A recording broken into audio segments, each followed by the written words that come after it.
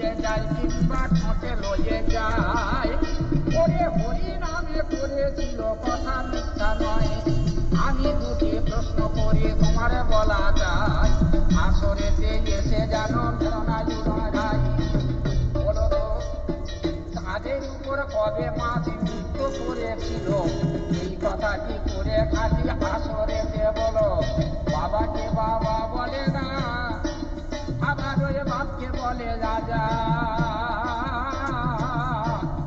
ভগ্নিপতির বাবা বলে শুনতে লাগে বোঝা।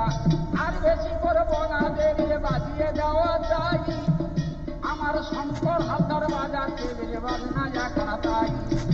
বলে আমার স্বপ্ন বাবু দেখলে কিনা কাশির বলই চলছে। আমার গুরু পদ ঝুমুর বাজায় যারাই সবার কাছে। আমার এই পর্যন্ত হলো, অক্ষয় বাবু তাড়াতাড়ি জবাব তুমি শোনো।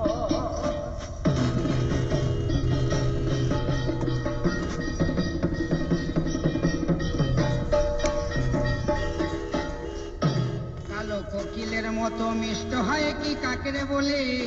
এই সব কয়লারে কি ময়লা খোঁজে ফটিকে জলেতে ধোয়ালে। কালো কোকিলের মতো, কালো কোকিলের মতো ওই একটা নিমের চারা করে রোপণ, তার গোড়ায় চিনি ঢেলে দিন শতম। ওই একটা নিমের চারা করে রোপণ, তার গোড়ায় চিনি ঢেলে দিন শতম। বাবু নিমিষ্ট হয় কি কখন, বাবু নিমিষ্ট হয় কি কখন, ও তার ছোট পাতা ফলে ফলে। কালো কোকিলের মতো, কালো কোকিলের মতো মিষ্ট হয় কি কাকের বলে? এই সব কয়লার কি ময়লা খোঁজে ফটিকে জলেতে ধোয়ালে। কালো কোকিলের মতো, কালো কোকিলের মতো।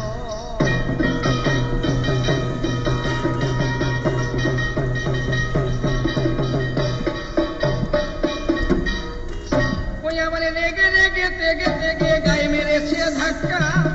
আমি ধাক্কা খেয়ে যাবো আজকের মদিনা কি মক্কা। ওই এখন এনার কাছে হার মেনেছে পাণ্ডবেদের ভীম। বাবু গো এনার কাছে হার মেনেছে পাণ্ডবেদের ভীম। ইনি মাকাল বলকে দেখে বলে মত্ত ঘোড়ার ভীম। পাওনি বাচ্চা ছেলে যাতা বলে বুঝিয়ে আমার দেবে। একটা ছেলের হাতের মোয়া পাওনি ছতা মেরে খাবে। ওই আমি দেব জবাবে হবে না অভাব, আজকের ভাবে না কিসের তরে। আমি একে একে দেব জবাবে বাবুদের বাসরে। বলে কোন দিনেতে চাঁদের উপরে মাছে নৃত্য করেছিল। একদিন বল্লুকাতে মহাদেবে চাষ করিতে গেল। ওই আবার বল্লুকাতে মহাদেবে চাষ করিতে যায়। একটা মাছের ঝুড়ি মাথায় করে বাজারেতে যায়। ও তখন ঝুড়ির উপরে মাছে দেখো নৃত্য করেছিল। তখন লাফালাফি করেছিল কে জানে না বলো। ওই আবার আরো একটা আজ বাসরে প্রশ্ন দিয়ে যায়। আরে জবাব দেব আজ বাসরে শুনুন সমুদয়। ও দেখো বাল্মীকি যে সময়ে কুশের জন্ম দিল, আরে সীতা মা ও সময়ে বাবা বলে জাগেল। এদিকে রাম দেখো কুশের বাবা, মিথ্যা কথা নয়। আরে এই তো তোমার কথার জবাব কথায় মিশে যায়। এবারে আমি দুটি প্রশ্ন করি, আজকের জবাবে দিতে হবে। আজকের জবাবে দিয়ে আজ বাসরে বাহবা কিনে নেবে।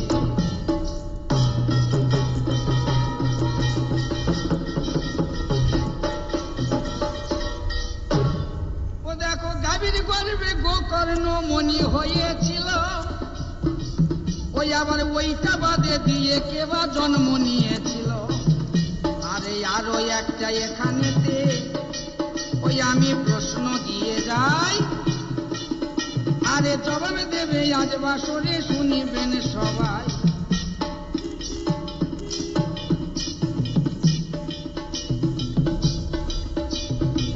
ওই আবার এখানেতে আরো একটি প্রশ্ন দিয়ে যায়। এখানে জবাব দেবে আজ বাসরে শুনিবেন সবাই। বলে দু পায়ে কে জন্মে দেখো চার পায়ে মরেছে।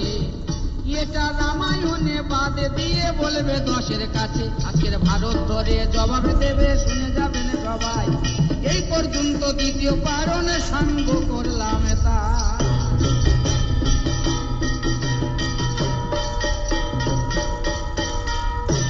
অবাগে মুখে বাঘ সরে না, কথা বলবো কি আমার জবাগে মুখে বাঘ সরে না। এদের পান্তা ভাতে নুন জোটে না, আবার পান্তা ভাতে নুন জোটে না, যেগুলো পোড়ায় মাথায় ঘি। অবাগে মুখে বাঘ সরে না, কথা বলবো কি হায় অবাগে মুখে বাঘ সরে না। ছিল এরা কোন জঙ্গলে, এসে মেশে বাঘের দলে, অশেষে পালিয়ে যাবি বাবা বলে, ও তোরা পালিয়ে যাবি বাবা বলে, ও তোদের লাগাবো বাঘাভের ঘি। অবাগে মুখে হায় হায় অবাগে মুখে বাঘ সরে না, কথা বলবো কি ওরে অবাগে মুখে বাঘ সরে না। ওরে শ্রীগালে লোক বড় বলে, তাকে সিংহের বাচ্চা কে বা বলে, আবার রাম ছাগলের সিংহ জালে, এই সব রাম ছাগলের সিংহ জালে, তাকে হরিণ বলে বলবে। হায় হায় অবাগে মুখে ওরে অবাগে মুখে বাঘ সরে না, কথা বলবো কি অবাগে মুখে বাঘ সরে না।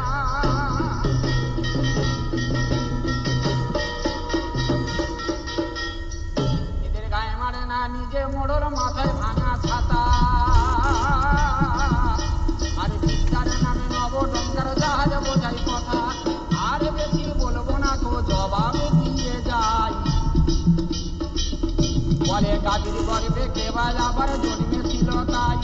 সৌরিকের পুত্র যিনি সিংহী নামে হলো, যিনি গাভীর গর্ভে জন্মেছিল পরীক্ষিতের অভিশাপে দিল। আবার এই তো তোমার একটা কথার জবাবে মিটে যায়, দুই পায়ে জন্ম নিয়ে চার পায়ে মৃত্যু হয়। ওরে কিন্নর নামেতে ঋষি আবার ভারতেতে ছিল, মৃগিনীর সঙ্গে তিনি নিদোষে যে রইল। একেবারে যে সময়ে দুজনার ভালোবাসা হয়, পাণ্ডু রাজা তীর মারে, কথা মিথ্যা নয়। এই তো তোমার কথার জবাব কথায় মিটে গেল।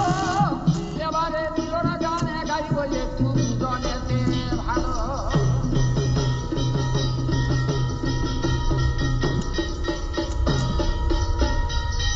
আমার দীক্ষা দাও হে গুরুদেব ভারতী গোসাই, ওই আবার সন্ন্যাস মন্ত্রে দীক্ষা দিলে, ওই আমার সন্ন্যাস মন্ত্রে দীক্ষা দিলে, আমি যে নদের নিমাই। দীক্ষা দাও হে গুরুদেব ভারতী গোসাই। হায় শোনো শোনো চাঁদের কণা, এই নবীন বয়সে তোমার আবার সন্ন্যাস মন্ত্র দীক্ষা যায় না। আবার 50 বছর হতে হবে, তুমি করো এখন বিবেচনা, নইলে তোমার দীক্ষা হবে না। হায় আমার দীক্ষা দাও হে গুরুদেব ভারতী গোসাই।